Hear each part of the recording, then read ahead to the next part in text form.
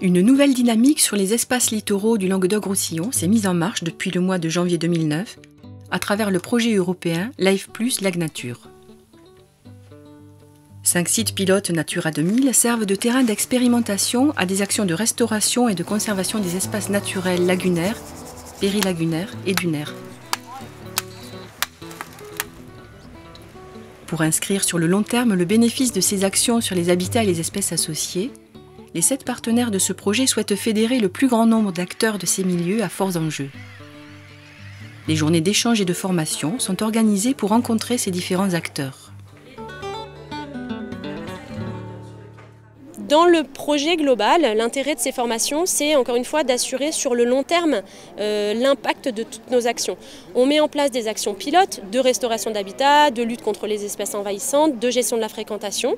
En parallèle de ces actions pilotes, on échange, on discute avec différents publics, différents interlocuteurs. Donc l'idée de cette journée, c'est que ressortiront des grands principes de ce que devront être ensuite les formations elles-mêmes au niveau local qui seront mises en place sur chacun des 5 territoires pilotes du projet. Elles pourront avoir un socle commun ou non selon la spécificité des territoires. L'idée, c'est vraiment de répondre au mieux aux besoins du contexte local. Ainsi, des professionnels agricoles, et notamment des éleveurs qui utilisent des espaces naturels à forts enjeux, ont échangé sur les spécificités de l'agriculture littorale et sur les modalités de pâturage des milieux périlagunaires, dont les présalés. Les décideurs, élus et employés des services techniques ont pu mettre en perspective les enjeux de conservation du patrimoine naturel spécifique de leur territoire et les projets d'aménagement, d'urbanisme ou de tourisme. Les professionnels du tourisme, au cours d'une journée de rencontres au niveau régional, ont pu échanger sur l'enjeu de concilier durablement les pratiques touristiques et la préservation des espaces naturels littoraux. Ils ont ainsi dégagé collectivement les grands principes d'un vaste projet de formation à destination des acteurs du tourisme qui travaillent localement sur ces territoires.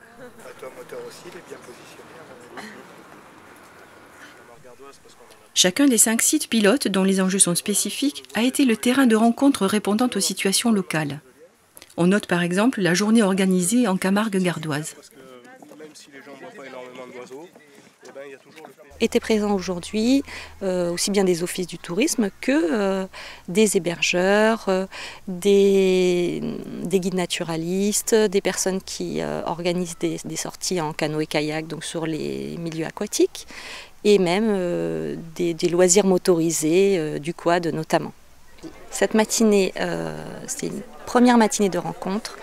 On a pu comme ça proposer à l'ensemble des acteurs du tourisme sur le patrimoine naturel de la Camargue gardoise déjà d'identifier les nuisances qu'il pouvait y avoir à travers leur activité sur le patrimoine naturel. L'objectif après cette première rencontre, donc on a identifié ces risques de nuisances, mais aussi où on a déjà commencé à identifier des solutions pour réduire ces nuisances, c'est de développer des outils qui nous permettent de valoriser les activités touristiques qui sont les moins pénalisantes du point de vue de l'environnement. Le Ciel, de son côté, a invité le club de kayak de Palavas à une journée d'échange et de réflexion. Aujourd'hui, clairement, on est dans un de ces ateliers d'échange pour essayer de faire en sorte que tout le monde puisse bénéficier de ces étangs et avoir conscience un petit peu du patrimoine naturel dans lequel on évolue quotidiennement. Une balade en kayak a permis d'identifier et comprendre les pratiques sur les lagunes, mais aussi de connaître les enjeux environnementaux. C'est-à-dire que la lagune, c'est un habitat naturel. Et c'est pas que de l'eau salée. C'est aussi un écosystème avec des herbiers. Donc c'est pas des algues, c'est carrément des plantes, des phanérogames. Des plantes qui fleurissent. Au fil de l'eau, les participants ont abordé des thématiques telles que la protection des colonies d'oiseaux, la qualité de l'eau des lagunes ou encore la prolifération sur les étangs du Cascaï, petit ver tubicole d'origine australienne. On appelle ça le macaroni, parce qu'en fait quand vous décrochez un petit massif, on a l'impression que c'est des spaghettis quoi. Enfin, voilà, ils appellent ça le macaroni. On appelle ça ouais, macaroni. Les discussions ont pu continuer autour de l'AOCEL, l'outil itinérant du projet Life Plus Lag Nature. Après un repas très convivial, les participants se remirent au travail. Et on continuera l'après-midi avec 2 ateliers, donc qui seront animés par moi-même et par Isabelle. 2 ateliers, on va mener 2 réflexions un petit peu en parallèle. La première vraiment sur l'aspect plus individuel, vous en tant que pratiquant, un peu libre autonome, et quels sont voilà, les enjeux que vous y voyez, vos pratiques et les outils ou actions que vous penseriez nécessaires à mettre en place, notamment que Juliette et Hélène essayent de mettre en place.